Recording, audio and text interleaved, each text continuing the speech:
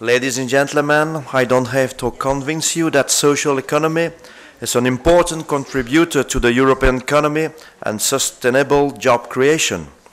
The figures are clear. Over 11 million people are employed in the social economy across Europe, which represents about 6.7% of the European population having an income.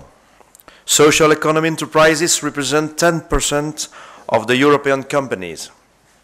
In Belgium, a recent study shows that the social economy enterprises contribute to about 4.9% of the gross domestic product and would represent 11.3% of the national employment rate. If we only look to the two types of companies, cooperatives and companies with social purpose, figures show that in 2008 there were 472 recognized cooperative companies and 457 companies with social purpose. In short, 929 economic companies. 458 of these 929 companies have employees with a total of 12,156 full-time equivalent. The note also mentioned more than 2 million partners for the recognized cooperative companies. Belgium is a rather complicated federal state, as you may know. Some competencies are shared by federal and regional authorities.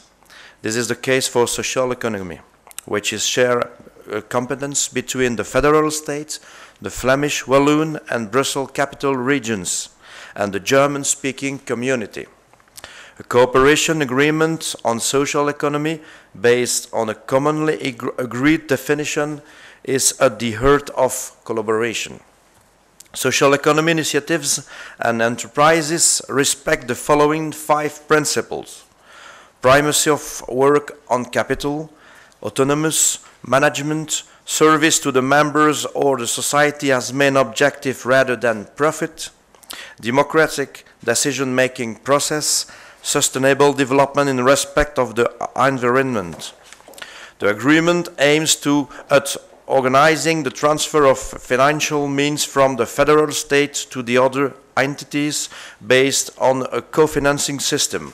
€1 invested by the federal level represents €1 invested at regional or community level.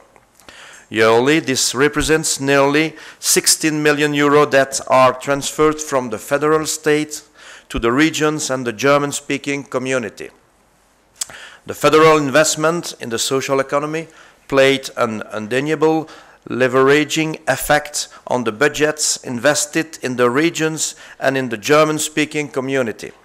This is mainly due to the co-financing mechanism of the cooperation agreement.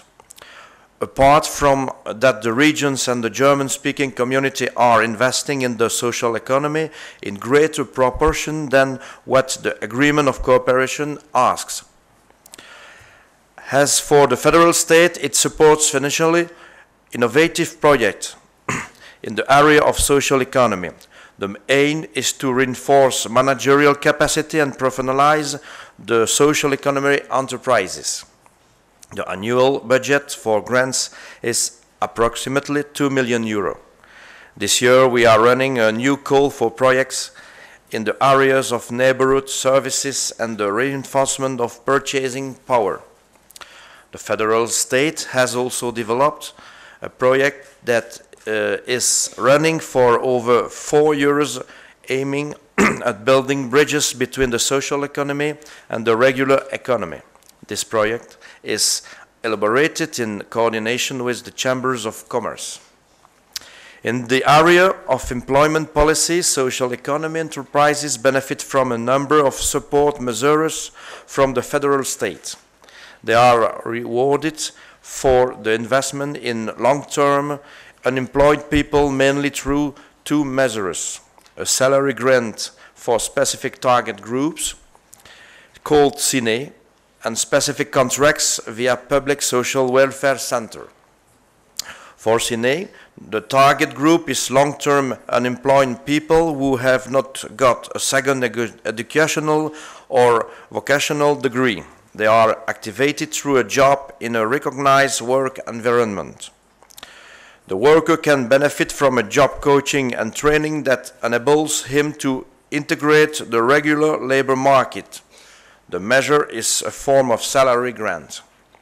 The law establishing the public social welfare centers makes it possible for people that have dropped out of the labor market and that are beneficiaries of the minimum income or the social assistance to be offered a job through the public social welfare centers in a recognized social economy initiative. A total of 3,000 jobs are reserved for this measure. Other innovative forms of activation has been set up, like the activities cooperatives. In these cooperatives, unemployed people can develop their own activity within the scope of the cooperatives for 1 year. This offers them the opportunity to make their business effective. They will still receive unemployment benefits, which will diminish according to the income generated by their economic activity. It gives them the opportunity to launch their activity with a minimal risk.